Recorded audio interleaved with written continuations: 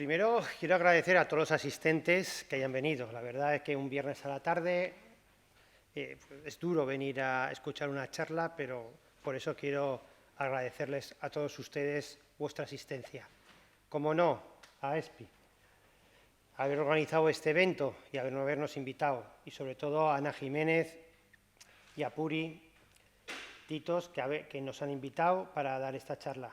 Mis compañeros, Elena y Rafa, que apoyan, porque yo creo que las asociaciones de pacientes es muy importante. Es muy importante esta interacción entre el médico y los pacientes. Y las asociaciones de pacientes, obviamente, como no podemos reunirnos con todos los pacientes, esas asociaciones nos aportan a nosotros muchísimas cosas. Yo soy Manuel Mozota y soy vicepresidente de la Sociedad Española de Médicos Generales y de Familia. Y nos reunimos habitualmente con muchas asociaciones de pacientes y nos aporta mucha información y al final es una ganancia muy importante. Cuando me dijeron de hacer esta charla, encima en Pamplona, al final me lo adjudicaron a mí, oye, tú que eres de Pamplona, ¿por qué no haces esta charla?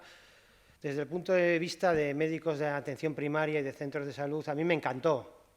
Me encantó porque yo estudié en esta universidad y me trae muchísimos y muy buenos recuerdos estar en este salón de actos y además este salón de actos aquí donde yo me licencié.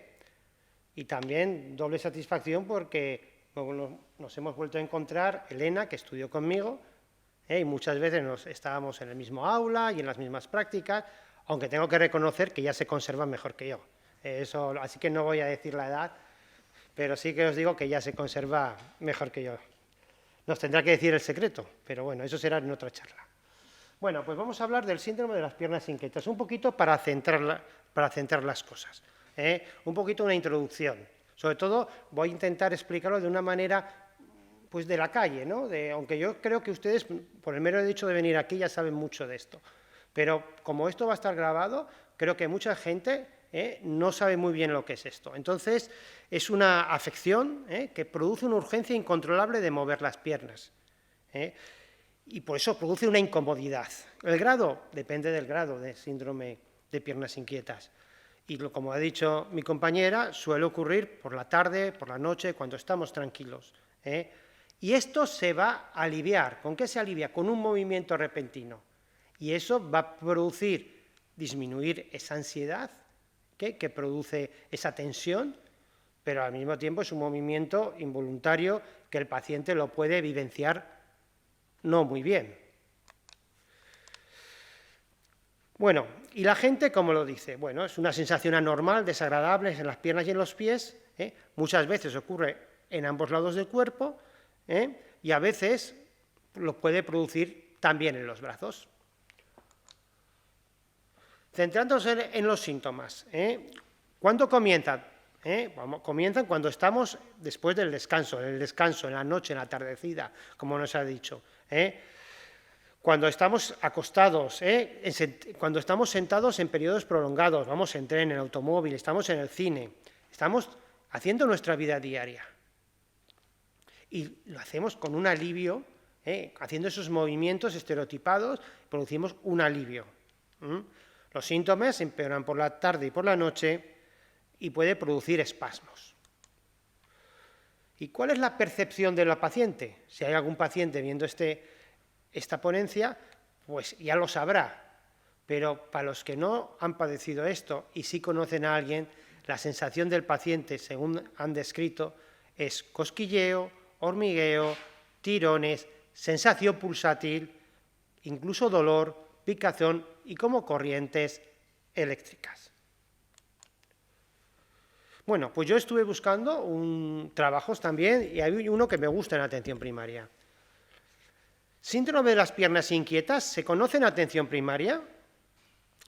A mí hay algo que me llamó la atención y ahí lo he puesto, que dicen que la prevalencia estimada es entre un 2 y un 15%. Y a mí eso me llama la atención. ¿Por qué? Porque si a usted le dicen que les voy a bajar la gasolina entre un 2 y un 15%, puede ser que le baje el 2, que es muy poco, o que le baje el 15, que es mucho. Entonces, ¿qué quiere decir un poquito este trabajo? Que muchas veces no está diagnosticado y que puede haber un infradiagnóstico. Por tanto, ¿qué nos quedamos? ¿Con el 2 o con el 15? Entonces, ¿por qué pasa eso? Porque muchos pacientes, cuando van a su médico de atención primaria, no se lo cuentan. Porque muchos pacientes asumen que es algo de la vida, como el que es alto o como el que es bajo.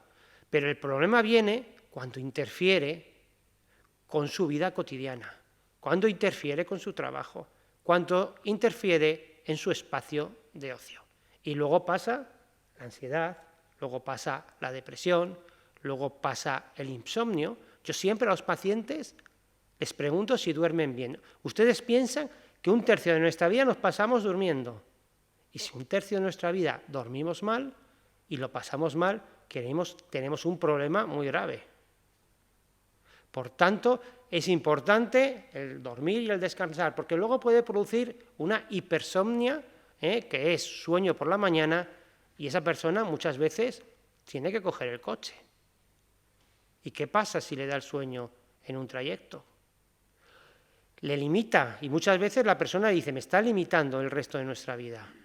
Y esas cosas limitan mucho. Y puede producir, por supuesto, como ha dicho Elena, depresión, que es una de las patologías más prevalentes en la atención primaria y más en esta sociedad.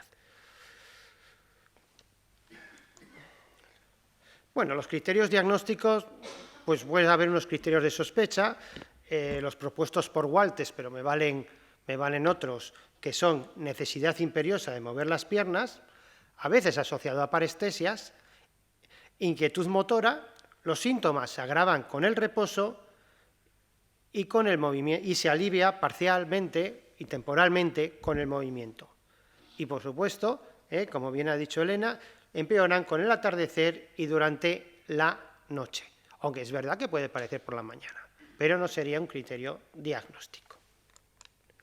Por tanto, ¿qué consideraciones? Lo que les he dicho, que estas personas van a su médico de cabecera o van a otros compañeros de otras especialidades y no se lo cuentan porque creen que no le van a tomar en serio. Dice, ¿cómo le voy a contar eso? Si es que me pasa desde hace tiempo. ¿Cómo le voy a contar eso? Igual se ríe de mí. Y no se lo cuentan. Por tanto, el médico de atención primaria lo desconoce. Otras veces puede ser que su médico de atención primaria no le dé importancia. El síndrome de piernas inquietas puede interferir en el sueño, somnolencia de día y sobre todo afectar su calidad de vida. En el ambiente laboral, en el ambiente de ocio, en el conducir, en distintas actividades.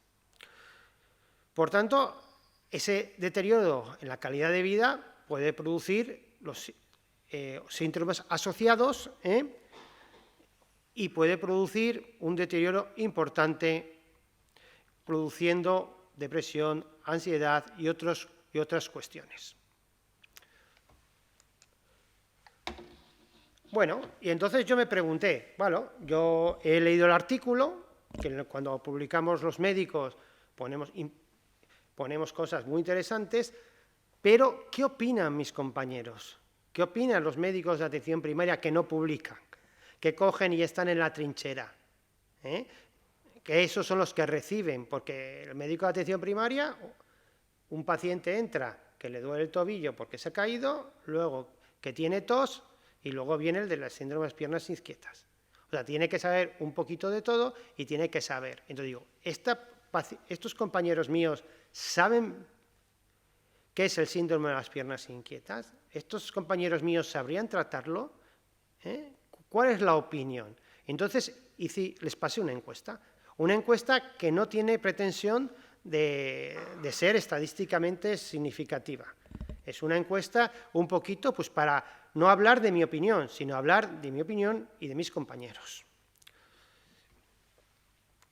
Entonces, la primera pregunta que les hice, porque a ver, los pobres tienen 40 en la consulta y les tienes que hacer muchas veces encuestas dicotómicas y cortas. Entonces yo dije, a ver, lo primero, ¿sabéis ¿qué es el síndrome de las piernas inquietas? Y el 92,30%, la mayor parte, sabían lo que era. Por lo tanto, había un conocimiento, y eso es muy importante, porque sabían que si un paciente les viene con este problema, iban a saber, por lo menos, enfocarlo. Pero luego les dije, han tenido este año, y estamos en abril, tienen 4 meses, han tenido este año un paciente con síndrome de las piernas inquietas. Pues el 46% con 15 decían que sí, y el resto decían que no habían tenido. Por lo tanto, si vamos al artículo publicado, habría una diferencia entre la prevalencia de síndrome de piernas inquietas y lo que los médicos de atención primaria veríamos en la consulta. Por lo tanto, yo sospecho que sí que es verdad que hay un infradiagnóstico.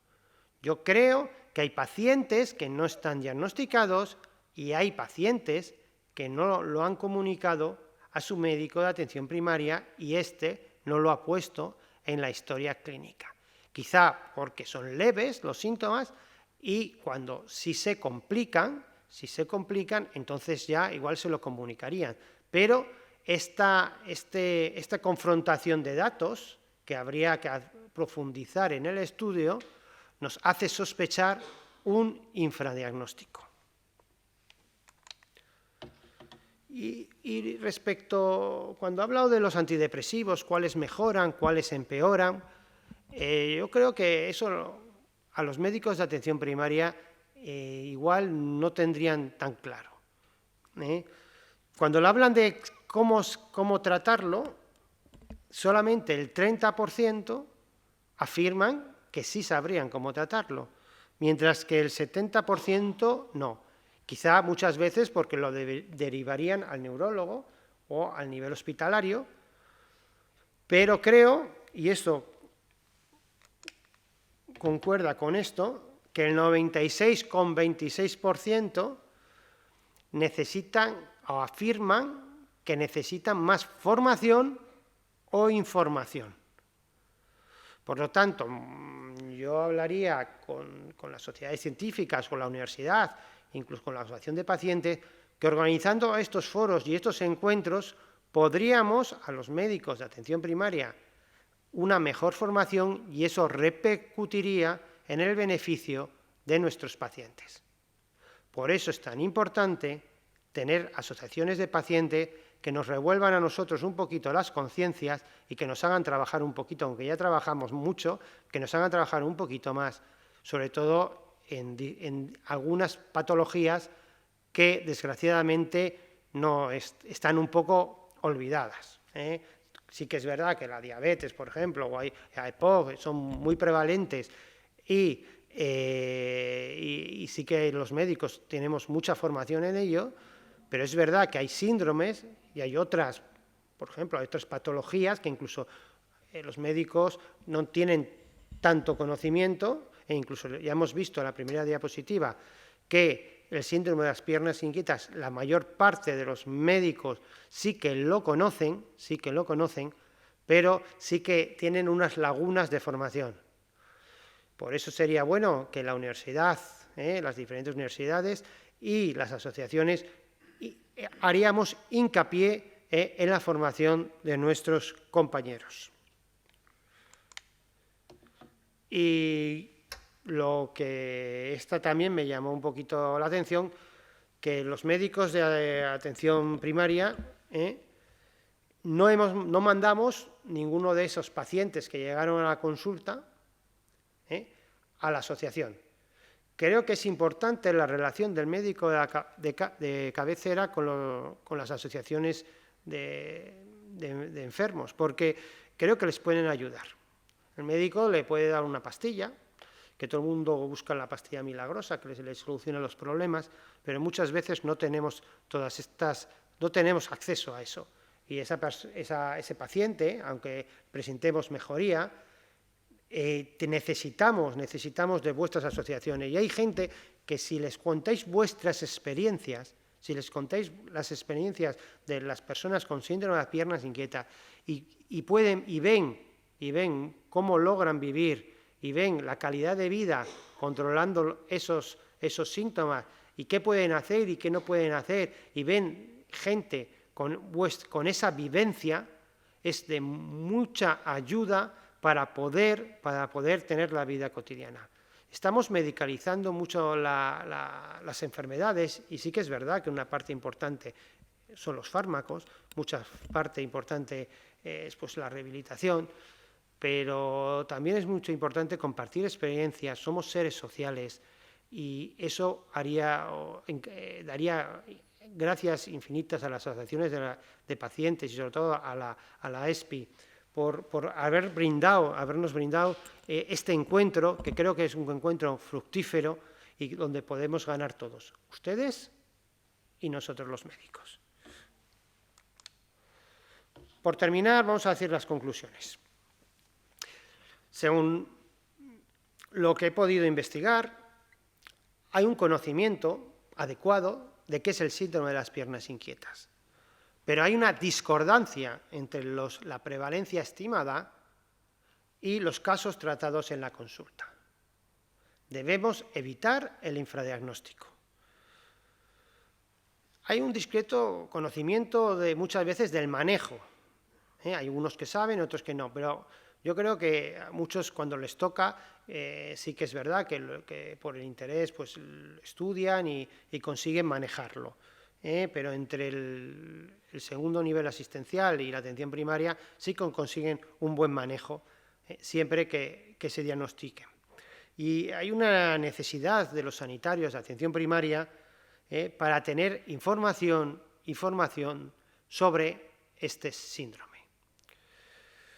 Y yo creo que ahora es de verdad que con la pandemia hemos estado saturados los centros de salud, pero esto no es óbice para que haya una mayor comunicación entre el hospital, la asociación de pacientes, la AESPI y las sociedades científicas y también el centro de salud y los médicos de atención primaria. Por tanto, aunque al principio parezcan que haya nubarrones, al fondo hay claros y el horizonte yo creo que es muy halagüeño. Muchas gracias por su atención. Os dejo con mi compañero Rafa y que os va a contar el punto de vista del residente. Muchísimas gracias.